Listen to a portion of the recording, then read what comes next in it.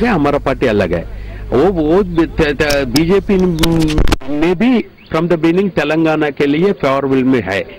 अभी क्या करेगा वो तो बीजेपी को आप पूछना पड़ेगा। बीजेपी के सीनियर लीडर वेंकैया नायडू ने कहा है कि बीजेपी तश्कील तेलंगाना के वादे पर कायम है। उन्होंने कांग्रेस पार्टी को कड़ी तनकीद का निशाना बनाते हुए कहा कि कांग्रेस पार्टी तेलंगाना के मामले पर अपने काम को भूलकर बीजेपी को गैर जरूरी निशाना बना रही है और कहा कि तेलंगाना के मामले पर कांग्रेस पार्टी को बीजेपी पर शुबा करने की जरूरत नहीं है और कहा कि तेलंगाना सीमा आंध्रा की आवाम को परेशान होने की भी जरूरत नहीं है। दोनों इलाकों के साथ बराबर का इंसाफ किया जाएगा। उनका कहना है कि रियासत में नुमा होने वाले हालात रियासत और मुल्क के लिए दुरुस्त नहीं है। उन्होंने कांग्रेस पार्टी को मशवरा दिया है कि वो दोनों इलाकों के कायदीन से तबादला ख्याल करते हुए मसले को हल निकालने की कोशिश करें। वाईएसआर कांग्रेस पार्टी के लीडर जी रामचंद्रया ने मीडिया के नुमाइंदों से बात करते हुए तेलुगु देशम और कांग्रेस पार्टी को कड़ी तनकीद का निशाना बनाया है। उन्होंने इल्जाम लगाते हुए कहा है कि कांग्रेस पार्टी और तेलुगु देशम पार्टी मिलकर रियासत की तकसीम की साजिश रची है और दोनों जमातें मिलकर अलहदा रियासत तेलंगाना की तश्कील के लिए भरपूर तायीद कर रहे हैं। उनका कहना है कि रियासत की तकसीम के फैसले को किसी भी सूरत में कबूल नहीं किया जाएगा।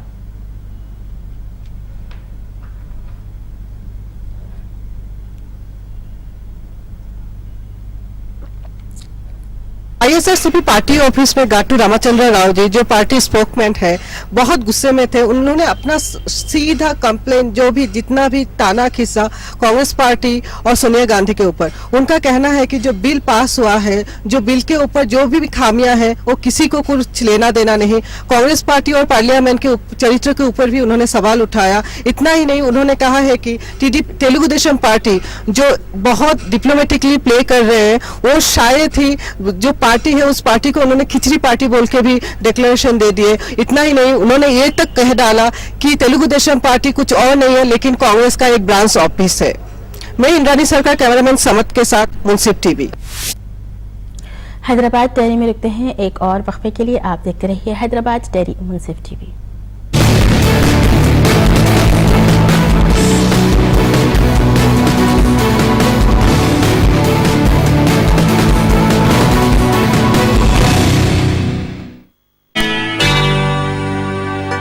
बाबू ने कुछ काम वाम भी शुरू किया। कहाँ? साफ, शफाफ और लंबा दाना। न चुनने की झंझट, न बीनने की जहमत। बस पैक खोला, कुछ देर भिगोया और पका लिया। शबा क्लासिक बासमती राइस, खुशबू और लज्जत से भरपूर। Shaba classic basmati rice 25 kilo, 10 kilo, 5 kilo और 1 किलो के बैग में अब हर सुपरमार्केट, जनरल स्टोर और किराना स्टोर में दस्तयाब है।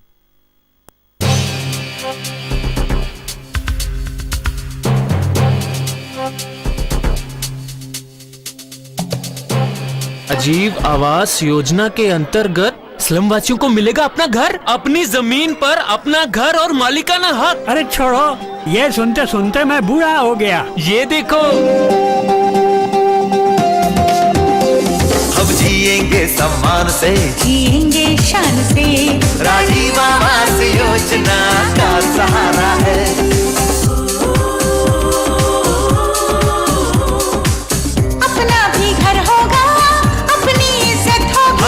शहर में ही अपना पता होगा, राजीव आवास योजना का सहारा है।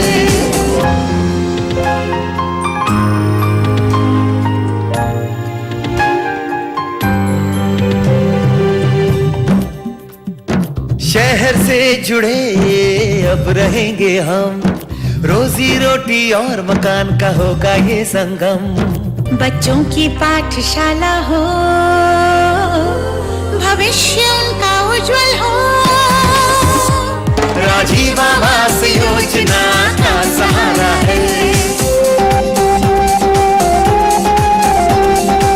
घर घर में नल होगा, पानी झरझर होगा, आएगी रोशनी, हर तरफ उजाला होगा। भारत सरकार, राज्य सरकार एवं स्थानीय निकायों का साझा प्रयास। राजीव आवास योजना, सबको हक।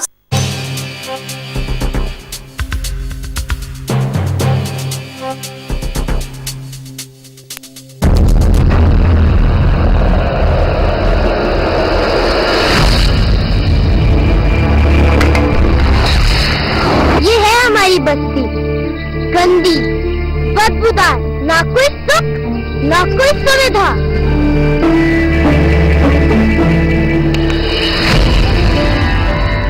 अब आ गई सरकार की राजीव आवास योजना। अब हमें मिलेगा बेहतर घर, जिसमें होगा साफ पानी और अपना शौचालय। अब होगी पूरी स्वच्छता और साफ सफाई, साथ में बनेंगी पक्की सड़कें। अब हम सबको मिलेगी सामाजिक सुरक्षा और सम्मानित जीवन।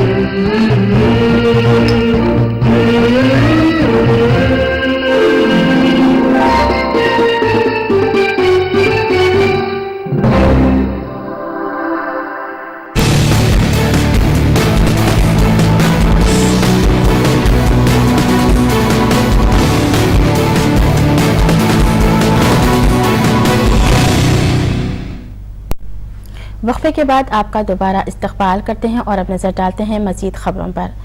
तेलुगु देशम पार्टी की लीडर निन्ना पिन्नी राजकुमारी ने तेलंगाना बिल को पार्लियामेंट में पेश करने के खिलाफ इहाता असेंबली में एहतजाजी धरना मुनज़्ज़म किया है।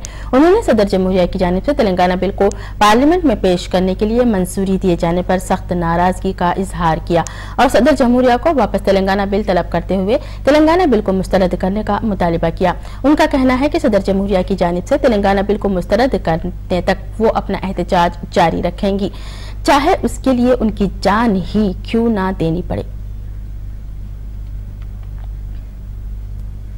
और बीजेपी की जानिब से शहर हैदराबाद में इंतखाबी मुहिम का आगाज का अमल में लाया गया है। बीजेपी के रियासती सदर किशन रेड्डी की जेर निगरानी शहर हैदराबाद के इलाके बरकतपुरा में इंतखाबी मुहिम का आगाज अमल में लाया गया है। इस मौके पर उन्होंने बरकतपुरा में अवाम से मुलाकात करते हुए बीजेपी के उम्मीदवारों को वोट देने का मुतालिबा किया।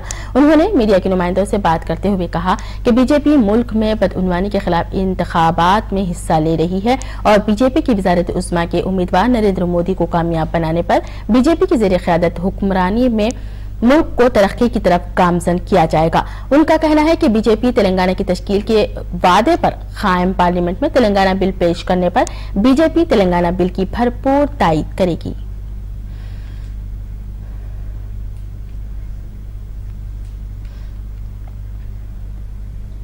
तेलुगु देशम पार्टी के लीडर टी श्रीनिवास यादव की ज़ेरे क़यादत में पार्टी के कायदीन के एक वफ्द ने चीफ सेक्रेटरी पी के मोहंती से मुलाकात की है और शहर हैदराबाद को कृष्णा और गोदावरी से पीने के पानी के लिए बिछाई जाने वाली पाइपलाइन के टेंडर्स में बदउनवानी किए जाने की शिकायत दर्ज की है। इस मौके पर उन्होंने मीडिया के नुमाइंदों से बात करते हुए कहा है कि कृष्णा गोदावरी फेज 3 की पाइपलाइन को नस्ब करने के लिए गैर कानूनी तरीके से टेंडर्स हासिल किए गए हैं। उन्होंने इस मामले पर चीफ सेक्रेटरी को आला सतही कमेटी कायम करते हुए तहकीकात कराने का मुतालिबा किया है। उन्होंने ये भी कहा है कि चीफ सेक्रेटरी की जानिब से इस मामले पर कार्रवाई न करने की सूरत में वो उसके खिलाफ हाई कोर्ट से रुजू होंगे। उन्होंने इल्जाम लगाते हुए कहा है कि चीफ मिनिस्टर किरण कुमार रेड्डी के भाई की जानिब से उन टेंडर्स को गैर कानूनी तरीके से हासिल किया गया है, जिसके बाइस इस मामले में लाखों रुपये की धांधली की गई है।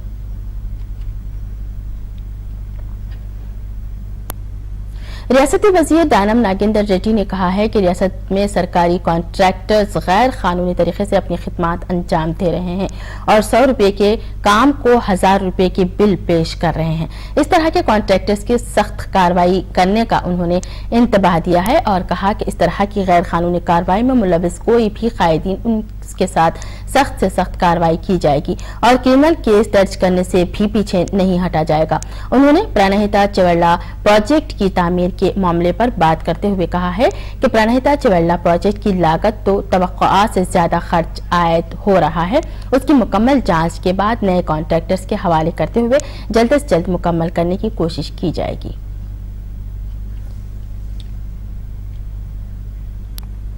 भूमिका समाजी तंजीम की जानिब से खवातीन के तहफ़्फ़ुज़ के लिए लागू किए गए कानून के बारे में शऊर बेदारी के लिए तमाम समाजी तंजीम के कायदीन के साथ एक अहम इजलास मुनक़्क़द किया गया। इस इजलास में CID superintendent of police PV Raman ने मेहमान खुसूसी के तौर पर शिरकत की है। इस मौके पर उन्होंने खवातीन के तहफ़्फ़ुज़ के लिए उठाए जाने वाले इक़दामात के बारे में तबादला ख्याल किया और मुख्तलिफ क़वानीन की तफसीलात फराहम की। उन्होंने कहा कि मुल्क में खवातीन पर मज़ालिम और इस्मत रेज़ी के वाक़यात की रोकथाम निर्भया कानून का निफाज अमल में लाया गया है और इस कानून के जरिए खाते अफराद को सख्त से सख्त सजा दी जा रही है। This crime against women in AP has been slightly increasing, but in 2012 December, when that Nirbhaya medical student was subjected to sexual assault in Delhi, so the lot of awareness has come. Then the Andhra police and the Andhra government is taking lot of care to prevent this sexual assaultment on the women and the children. So as a part of it, the AP police have been conducting raids in the red light areas of other states, and we are rescuing our Andhra women and Andhra children who are trafficked. We run a helpline for women in distress. That is, it's a toll-free number, 1800-425-2908. It works from morning 8 to night 11. The helpline works. There are 3 counselors. They will counsel, they will receive calls, and they will guide them to whichever the problem they are facing.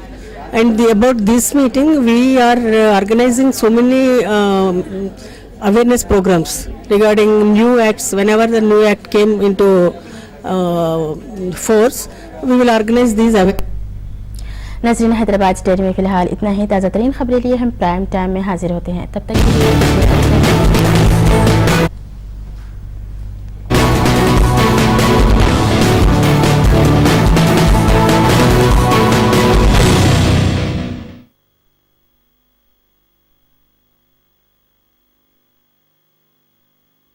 आमतौर पर जो कहा जाता है कि 9 या 10 का रोज़ा या 10 और 11 का रोज़ा, क्योंकि ये ज़रूरी है कि 10 के रोज़े को 9 से मिलाया जाए या फिर 11 तारीख से मिलाया जाए। आप सल्लल्लाहु अलैहि वसल्लम ने फरमाया कि तुम 10 के साथ 9 और 11 को मिला लो, यानी एक दिन पहले भी रोज़ा रखो या एक दिन बाद रोज़ा रखो और यहूदियों की मुखालफत करो। मुश्ताक साहब ने सवाल किया कि वो गुज़िश्ता साल हज पर गए थे और जो कंकरियां मानने का जो शैतान को अमल है तो उन्होंने ज़वाल आफ्ताब से पहले कर लिया। अब आपने जो रमी कर लिया वो कर लिया, इंशाअल्लाह तबारक व तआला अल्लाह ताला आपकी नावाक़ियत की बुनियाद पर उसको माफ कर देगा। जी फरमाइए, क्या जानना चाहते हैं आप? मुझे ये पूछना था, ये जो अकीक़ा करते हैं लोग बहुत बड़े पैमाने पे, जी बाकायदा हॉल बुक किए जाते हैं, जी, तो ये सब चीजें जो है ये कहाँ तक मतलब जायज़ है? रसूलुल्लाह सल्लल्लाहु अलैहि वसल्लम ने फरमाया कि जब बच्चा पैदा हो तो 2 जानवर अकीके में ज़बा करो, अगर बच्ची है तो 1 जानवर ज़बा करो।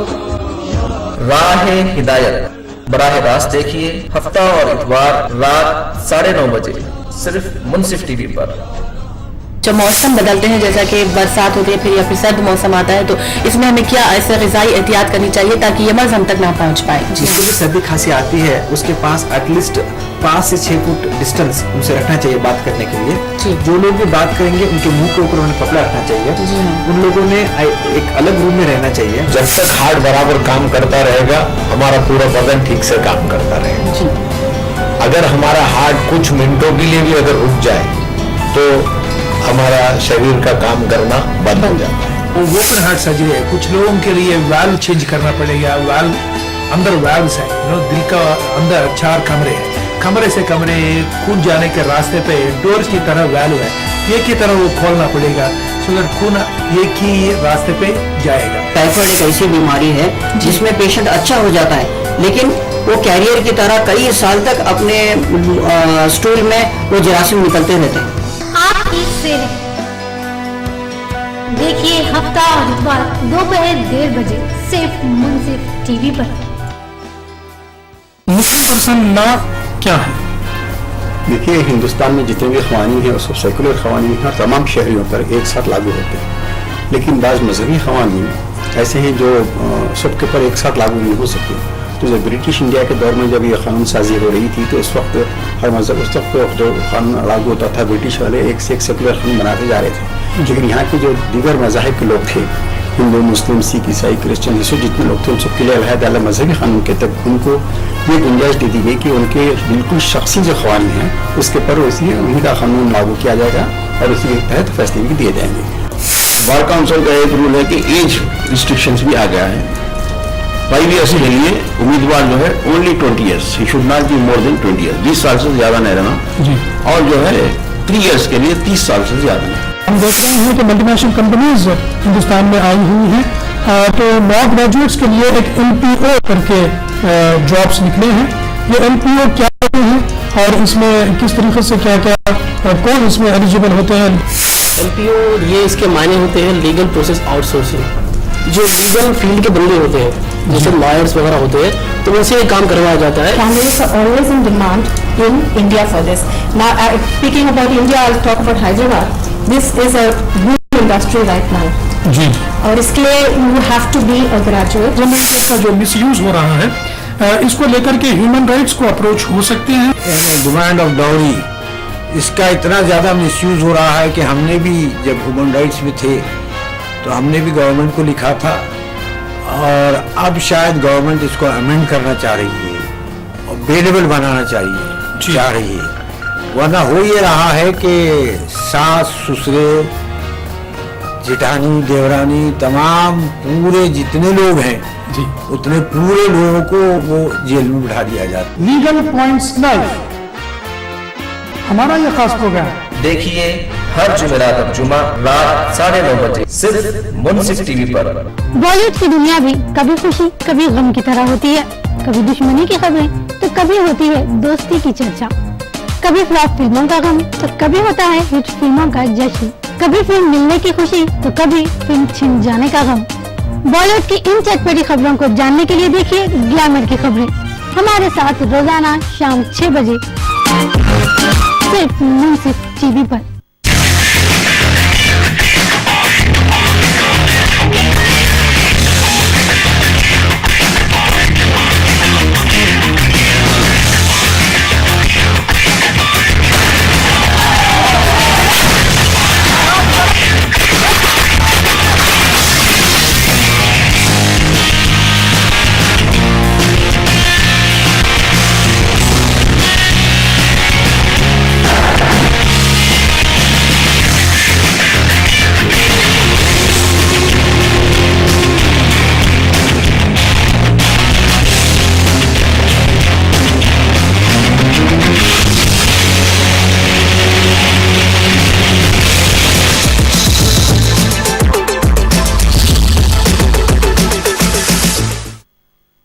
टू व्हीलर्स की तादाद जो है बढ़ गई है और 3 व्हीलर ऑटोज की तादाद बढ़ गई, 4 व्हीलर्स की बढ़ गई है। रोड तो हमारे पास उतने ही है, ट्रैफिक को ज्यादा बढ़ता चला जा रहा है, जबकि मैनेजमेंट जो है वो नहीं सुधर पाया। ट्रैफिक पुलिस जो है ना, जिस वक्त तक के वो ट्रैफिक की तरफ कॉन्सेंट्रेट करेगी, कोऑर्डिनेशन रहेगा। जो सीनियर कांस्टेबल्स हैं जिनको मालूमात ज्यादा है ट्रैफिक के, सीनियर्स हैं, उनको प्रमोशन देकर सब इंस्पेक्टर्स या इंस्पेक्टर्स बनाए। मैं तो ये कहूँगा ऐसे इंस्पेक्टर सब इंस्पेक्टर्स अब भी मौजूद हैं जो रिटायर्ड हैं, आप उनकी मदद भी ले सकते हैं। आजकल के जो नौजवान हैं या और जो बुजुर्ग लोग हैं उनको जरा सी बात पर गुस्सा आ जाता, तो वो गुस्से की जो वजूहात हैं वो क्या होती हैं? हालात की वजह से आजकल 2 चीजें बड़ी अहम हो गई हैं। एक तो माहौल के हालात नासाजगार हो, मुसलसिल नासाजगार रहते हैं जी, और दूसरी चीज आपकी इनफरादी काबिलियत। ये मसाइल जितने मुस्लिम तलबा से जुड़े हुए हैं उतने ही ये मसाइल गैर मुस्लिम तलबा से जुड़े हैं। तो जब हम मसाइल को हल करने के लिए मैदान में जाते हैं, कॉलेज में मुलाकातें हमारी होती हैं, तो वहाँ पर इस तरह का कोई इम्तियाज नहीं होता। प्रोग्राम खास मुलाकात देखिए हर इतवार दोपहर 4:30 बजे सिर्फ मुंसिफ टीवी पर। मुस्लिम पर्सन ना क्या है? देखिए, हिंदुस्तान में जितने भी क़वानीन हैं वो सब सेकुलर क़वानीन हैं, तमाम शहरियों पर एक साथ लागू होते हैं। लेकिन बाज़ मजहबी क़वानीन ऐसे हैं जो सबके ऊपर एक साथ लागू नहीं हो सकते। तो जब ब्रिटिश इंडिया के दौर में जब ये कानून साजी हो रही थी, तो इस वक्त हर मजहब उस वक्त जो कानून लागू होता था, ब्रिटिश वाले एक से एक सेकुलर कानून बनाते जा रहे थे। लेकिन यहाँ के जो दीगर मज़ाहिब के लोग थे, हिंदू मुस्लिम सिख ईसाई क्रिश्चियन, ये जितने लोग थे, उन सबके लिए अलहदा अलग मजहबी कानून के तक उनको ये गुंजाइश दे दी गई कि उनके बिल्कुल शख्सी जो क़वानीन हैं उसके पर इसलिए उन्हीं का कानून लागू किया जाएगा और उसी के तहत फैसले भी दिए जाएंगे। बार काउंसिल का एक रूल है कि एज रिस्ट्रिक्शंस भी आ गया है। 5 ईयर्स के लिए उम्मीदवार जो है only 20 years, he should not be more than 20 years, 20 साल से ज्यादा नहीं रहना जी। और जो है 3 ईयर्स के लिए 30 साल से ज्यादा नहीं। हम देख रहे हैं कि मल्टीनेशनल कंपनीज हिंदुस्तान में आई हुई हैं, तो नॉन ग्रेजुएट्स के लिए एक LPO करके जॉब्स निकले हैं। ये LPO क्या होते हैं और इसमें किस तरीके से क्या क्या कौन इसमें एलिजिबल होते हैं? LPO ये इसके मायने होते हैं लीगल प्रोसेस आउटसोर्सिंग। जो लीगल फील्ड के बंदे होते हैं जैसे लॉयर्स वगैरह होते हैं, तो उनसे ये काम करवाया जाता है। Candidates are always in demand in India for this. Now, speaking about India, I'll talk about Hyderabad. This is a boom industry right now. जी। और इसके लिए you have to be a graduate. का जो मिसयूज हो रहा है, इसको लेकर के ह्यूमन राइट्स को अप्रोच हो सकते हैं।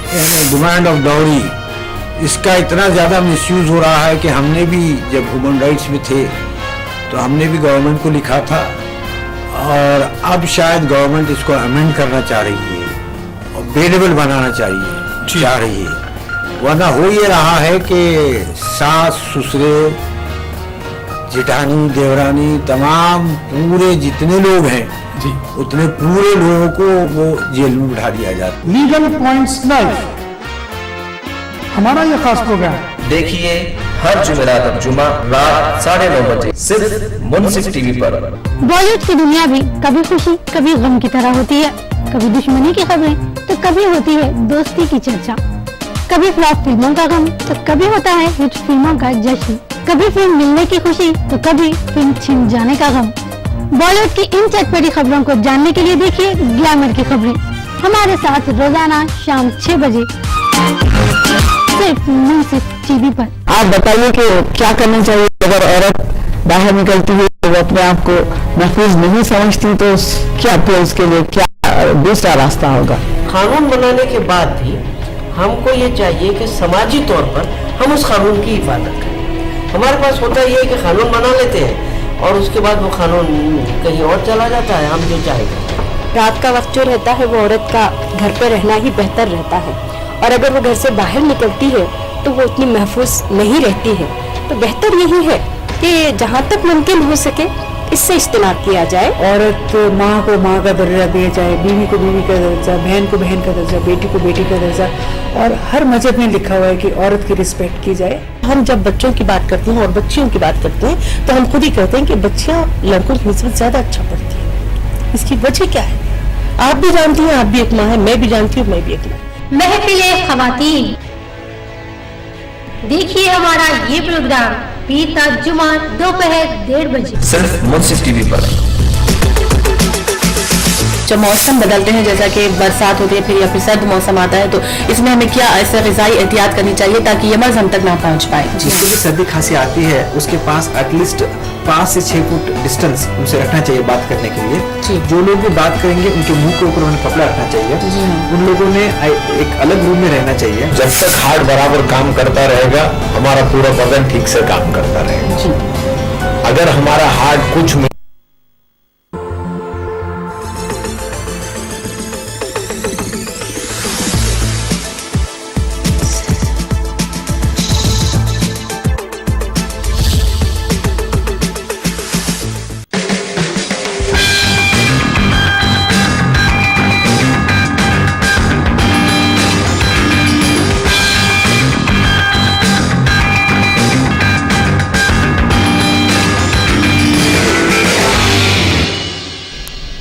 अस्सलाम वालेकुम नाजरीन, प्राइम टाइम में आपका इस्तकबाल करते हैं। मैं हूं मुमताज सनम और नाज़रीन मैं हूं नाज़िमा। शुरुआत करते हैं प्राइम टाइम बुलेटिन की हेडलाइंस से। मरकजी वजीर सलमान खुर्शीद ने कहा, मोदी हिंदुस्तान के नहीं हो सकते सफीर। बीजेपी के PM उम्मीदवार का बाइकॉट खत्म करने अमेरिका का फैसला है अफसोसनाक।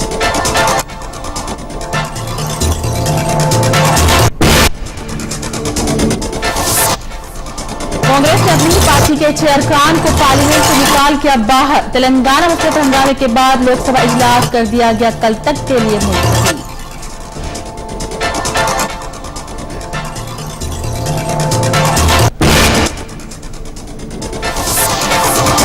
हुकूमत ने मुकेश अंबानी और मोदी के खिलाफ केस दर्ज करने का दिया हुक्म। चीफ मिनिस्टर केजरीवाल ने मुकेश अंबानी और मरकजी वज़रा पर लगाए संगीन इल्जाम।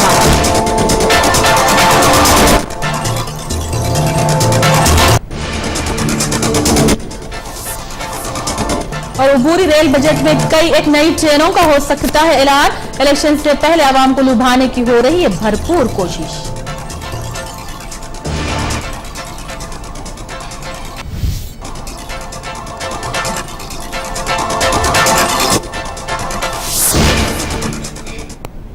और अब खबरें तफसील से। मरकजी वजीर सलमान खुर्शीद ने आज कहा कि बीजेपी के पीएम उम्मीदवार नरेंद्र मोदी के खिलाफ हिंदुस्तान के ब्रांडेड एम्बेसडर नहीं हो सकते हैं। वो ऐसी शख्सियत नहीं है कि हिंदुस्तान के लिए मिसाल बने और हिंदुस्तान की नुमाइंदगी करें। हिंदुस्तान एक ऐसा मुल्क है जो गांधीयाई तर्ज जिंदगी पर यकीन रखता है। इस मुल्क की इंसानी हमदर्दी की रिवायत रही है।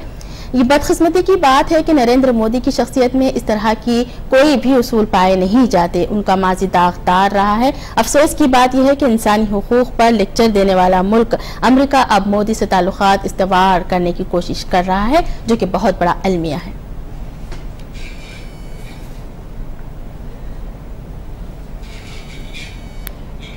उधर कांग्रेस पार्टी ने आज पार्लियामेंट में पार्टी अहकामात की खिलाफवर्जी करते हुए ऐवान में हंगामा बर्पा करने वाले 6 अरकान को पार्लियामेंट से बाहर निकाल दिया है। सदर सोनिया गांधी की हिदायत पर इनके खिलाफ तादेबी कार्रवाई की गई।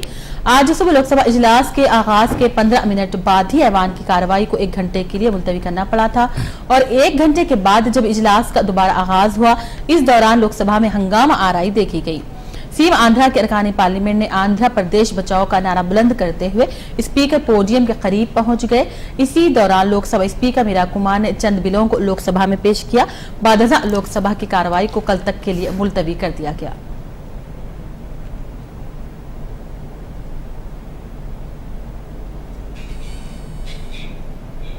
और तेलंगाना बिल दोबारा सदर जमहूरिया हिंद के पास रवाना कर दिया गया है, क्योंकि उसे राज्यसभा में पहले पेश करने की दस्तूरी जवाब को चैलेंज किया गया था। अब सदर जमहूरिया से उसे लोकसभा में पेश करने की इजाजत तलब की जाएगी। वाज़ेह है कि सदर जमहूरिया हिंद ने अपनी दस्तखत के बाद कल तेलंगाना बिल को वजारत दाखिला के हवाले किया था, जिसे आज राज्यसभा में पेश किए जाना तय पाया था। हामिद अंसारी ने इस बिल को माली बिल होने की बुनियाद पर कानूनी राय हासिल करने का मशवरा देते हुए राज्यसभा में पेश करने की इजाजत नहीं दी थी। हामिद अंसारी की जानिब से इनकार किए जाने के बाद इस बिल को लोकसभा में पेश करने की इजाजत लेने सदर जमहूरिया हिंद के पास रवाना कर दिया गया है। लोकसभा में सीमा आंध्रा के अरकान की तादाद ज्यादा होने के सबब हुकूमत तेलंगाना बिल को पहले राज्यसभा में पेश करने पर गौर कर रही थी, ताकि बिल की कामयाबी की राह हमवार हो सके।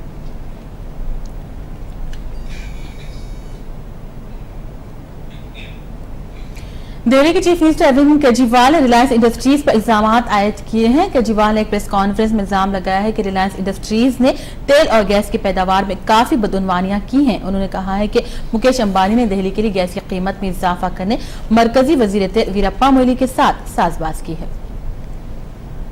वज़ीर आला अरविंद केजरीवाल अब मरकज से टकराव के मूड में आ चुके हैं और उन्होंने मुकेश अंबानी की रिलायंस इंडस्ट्रीज और मरकजी हुकूमत के खिलाफ रास तौर पर मांस खोलते हुए बड़ा हमला किया। दिल्ली के कांग्रेस लीडर और साबिक वजीर मुरली देवड़ा, वजीर petroleum Veerappa Moily, DG hydrocarbon leakage की बंद मुकेश अंबानी और रिलायंस इंडस्ट्रीज और दीगर लोगों के खिलाफ एंटी करप्शन ब्यूरो को एफआईआर दर्ज करने की हिदायत दी है। अरविंद केजरीवाल ने दिल्ली सेक्रेटेरिएट पर प्रेस कॉन्फ्रेंस में बताया कि रिलायंस इंडस्ट्रीज लिमिटेड को हमारे देश के गैस के कुछ कुएं दिए गए थे। उन्होंने अपनी कंप्लेंट में एक कॉस्ट शीट अटैच की है, जो कि रिलायंस की तरफ से ही है, जो ये दिखाता है कि उस कुएं से गैस निकालने की कॉस्ट $1 पर यूनिट से भी कम है। जब ये कॉन्ट्रैक्ट साइन किया गया था अर्ली 2000 में, तो उस टाइम 17 साल का कॉन्ट्रैक्ट एनटीपीसी के साथ हुआ था। ये उनको लगभग $2.3 पर यूनिट पे गैस देंगे 17 साल के लिए। लेकिन थोड़े दिन में न्यूज पलट गई और कुछ मंत्रियों के साथ मिलकर उन्होंने उसका दाम उसका दाम $4 पर यूनिट से ज्यादा का करवा लिया। केंद्र सरकार के कुछ मंत्रियों के साथ मिलकर उन्होंने ऑर्डर पास करवाया कि अभी आने वाली 1 अप्रैल 2014 से गैस का दाम डबल कर दिया जाएगा, यानी $8 प्रति यूनिट कर दिया जाएगा 1 अप्रैल से।